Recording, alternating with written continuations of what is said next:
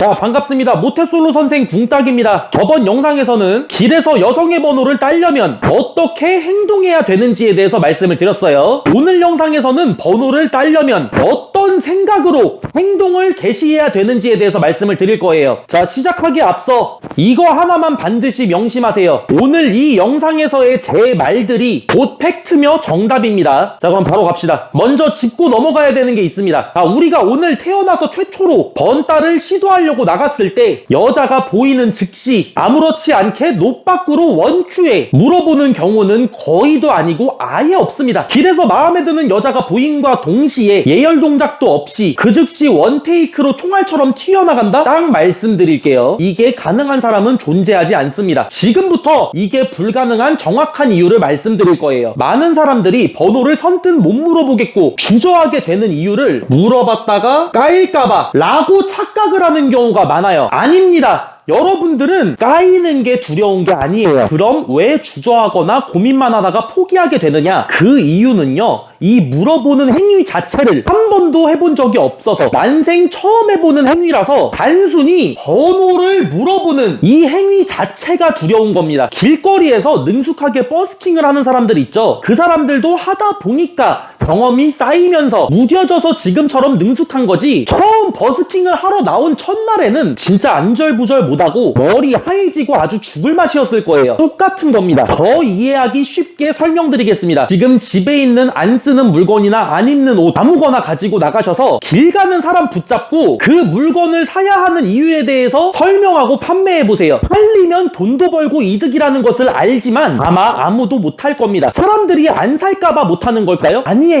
한 번도 해본 적이 없던 행위이기 때문에 단순히 밖에 나가서 판매하는 행위 자체가 두려운 겁니다. 이 행위에 대한 거부감이 들고 두려울 뿐더러 밖에 나가서 이걸 굳이 판매하지 않는다 해도 엄연히 따지면 손해는 아니기 때문에 굳이 내가 그렇게까지 해서 돈을 벌어야 돼? 라고 이 행위를 하지 않아야 할 자기 방어 기제 라는 것이 발동이 됩니다. 자, 번호 따기도 똑같아요. 밖에 나가서 번호 물어보기를 하지 않는다 해도 엄연히 따지면 나한테 손해는 아니기 때문에 굳이 내가 이렇게까지 해서 여자를 만나야 돼? 라고 이 행위를 하지 않아야 할 자기 방어기제가 발동이 됩니다. 이 방어기제를 굳이 구태여 극복하려는 엄두조차 내지 않기 때문에 못 물어보는 거예요. 자, 근데요, 반대로 말하면 까이는 것이 두려운 게 아니라면, 까이는 것이 손해가 아니라면 우리가 길에서 여자한테 번호를 물어보지 않아야 할 이유가 없습니다. 어차피 물어봤다가 까여도 어떠한 손해를 보는 게 아니라 본전입니다. 근데 따면 이득이에요. 번호 따기라는 행위는 오로지 이득밖에 없습니다. 이게 제가 여러분한테 번호 따기를 무조건적으로 권하는 이유예요. 뭐 주식, 비트코인, 뭐 투자, 사업 같은 것들은 절대로 무조건적으로 권할 수가 없어요. 왜냐? 실패했다가는 리스크가 있으니까. 좆될 수도 있으니까요. 근데 100번 이상을 물어보고 까여본 제 입장에서 번호 따기는 리스크가 생기거나 좆될 수 있는 경우가 생길 수가 없습니다. 결국은 이 이득밖에 없는 행위를 방어기제라는 거 하나 때문에 못해서 바보같이 이득을 놓치고 있는데, 지금부터 제가 말씀드리는 것들을 그대로 생각하시고 제가 지금부터 시키는 대로만 마음을 먹으시면 여러분의 굳이 그렇게까지 해서 여자를 만나야 해? 라는 방어기제는 부서집니다. 지금부터 제가 부숴드릴 거예요. 자, 번호 따기를 직접 행동으로 옮기기 위해서, 방어기제를 부수기 위해서 첫 번째로 가져야 할 마음가짐은 누구나 반드시 누군가의 취향인과 동시에 누구나 반드시 누군가의 취향이 아니다. 자, 이거는 이 세상의 당연한 이치이기 때문에 이걸 절대 부정하시면 안 됩니다. 이 영상을 보고 있는 누군가의 눈에는 저는 잘생긴 얼굴이고 누군가의 눈에는 저는 못생긴 얼굴입니다. 저를 잘생기게 봐줬다고 해서 좋아할 이유가 없어요. 왜냐? 또 다른 사람 눈에는 어차피 못생겼으니까요. 반대로 누군가가 저한테 못생겼다고 해서 기분 나빠할 필요도 없습니다. 왜냐? 또 다른 사람 눈에는 어차피 잘생겼으니까요. 이건 나만 그런 게 아니라 이 영상을 보고 있는 너네가 인간이라는 동물이라면 너네 또한 마찬가지입니다. 우리가 번호를 물어봤을 때 번호를 땄다고 해서 잘난 사람이 아니고 못 땄다고 해서 까였다고 해서 못난 사람이 아니라는 거예요. 이걸 그대로 받아들이셔야 합니다. 이걸 대가리 속에 새겨 넣으시면 어떤 일이 발생이 되느냐? 까여도 까인 사실을 당연하게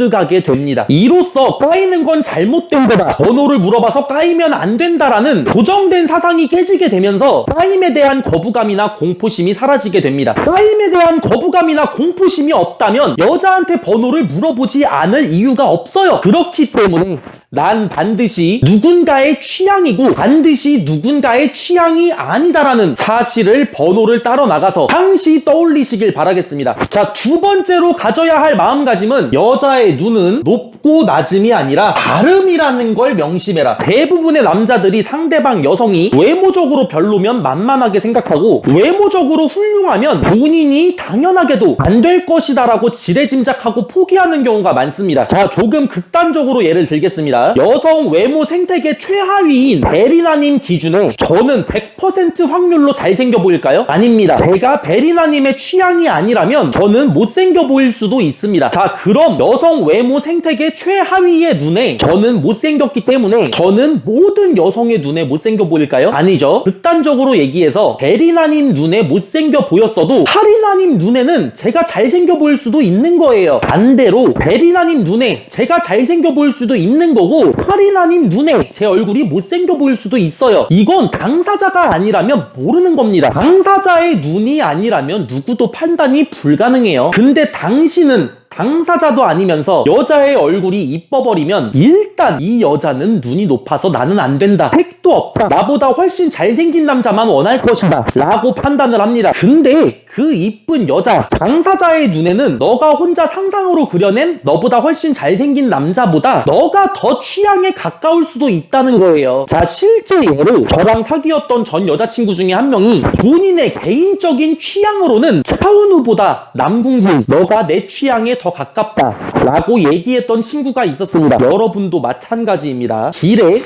여러분이 꿈에 그리던 이상형이 있죠. 그 사람의 눈에는 차은우보다 당신이 더 그 사람 취향에 가까울지는 부딪혀보지 않으면 모를 일이라는 겁니다. 자, 결론적으로 이 사실만 반드시 대가리에 새겨 넣으면 길에서 번호를 물어보는 행위가 네가 꿈에 그리던 이상형과 잘 될 확률을 만들어줍니다. 길에 네 이상형이 지나가요. 부딪혀보지 않고 가만히 구경만 하고 앉아있으면 그 여자와 잘 될 수 있는 확률은 0% 없어요. 근데 너가 부딪힌다, 다가간다, 그럼 그때부터는 잘 될 확률이라는 것이 생깁니다. 왜냐? 앞서 말씀드렸던 것처럼 너가 다가간 그 여자의 눈에도 마침 너가 그 사람의 이상형에 가까운 남자일지는 모를 일이니까요. 자, 앞서 말씀드렸던 이 두 가지를 또 자기 방어기제 발동 처해서 반박하려거나 부정하려고 하지 마시고 제발 그대로 대가리 속에 때려 박으셨다면 길에서 여성에게 번호를 물어봐야 할 이유가 생긴 겁니다. 그럼 가장 결정적인 마지막 세 번째로 가져야 할 마음가짐에 대해서 말씀을 드리겠습니다. 어느 누구든 첫 시도 때는 당신처럼 머리가 하얘지고 입이 안 떨어지고 극한의 긴장과 공포에 떨었다는 걸 명심해라. 제가 모태솔루션 컨텐츠 촬영 때문에 제가 직접 번호 따기를 본격적으로 처음 시도할 때 아무것도 못하고 부평역을 좋게 10바퀴를 돌았습니다. 그래도 저는 촬영이라는 명분 때문에 어떻게든 시도를 해야만 하고 영상에 담아야 하는 입장이어서 여자한테 번호를 받는 건 기대도 안 하고 오로지 번호를 물어보는 장면만 영상에 담자라는 생각으로 에라 씨발 모르겠다 하고 머리가 하얘진 상태로 번호를 물어봤습니다. 이 에라 씨발 모르겠다를 촬영을 명분 삼아서 100명 이상에게 하니까 어떤 일이 발생됐느냐, 지금은 길에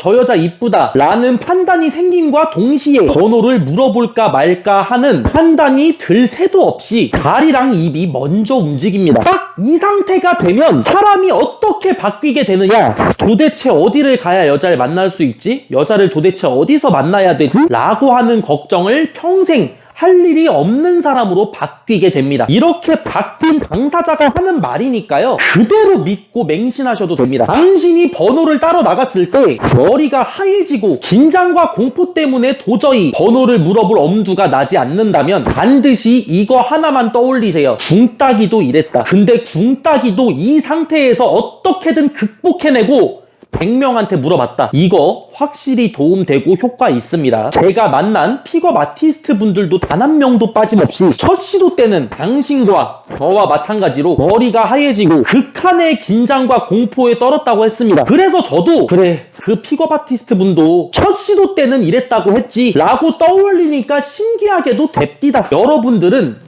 저를 떠올리세요. 물론 사람마다 긴장이 더 되고 덜 되고의 차이는 있겠죠. 하지만 감히 저 따위도 극복을 해냈기 때문에 여러분도 가능할 거라고 생각합니다. 자, 마지막으로 정리하겠습니다. 생애 최초로 번호를 따러 나가서 여자에게 번호를 물어보기 전에 이거 딱 3가지만 떠올리십시오. 첫 번째, 나는 반드시 누군가의 취향인과 동시에 누군가의 취향이 아니다. 두 번째, 여자가 이쁘고 못생기고를 떠나서 여자의 눈은 높고 낮음이 아니라 다름이다. 세 번째, 눈따기 새끼도 첫 시도 때는 나처럼 뇌정지 오고 공황 상태를 겪었다. 오늘 영상은 여기까지고요. 제가 하나 장담하는데 이 모쏠 선생의 퀄리티보다 못한 강의를 돈 주고 판매하는 업체가 반드시 있습니다. 누군가는 이것보다 낮은 퀄리티의 강의를 돈 주고 구매를 해요. 그런데 저는 이 영상으로 돈을 요구하진 않겠습니다. 대신 도움이 되시거나 배우신 게 있으시다면 구독과 좋아요만 부탁드리겠습니다. 감사합니다. 다음 영상에서 뵙겠습니다.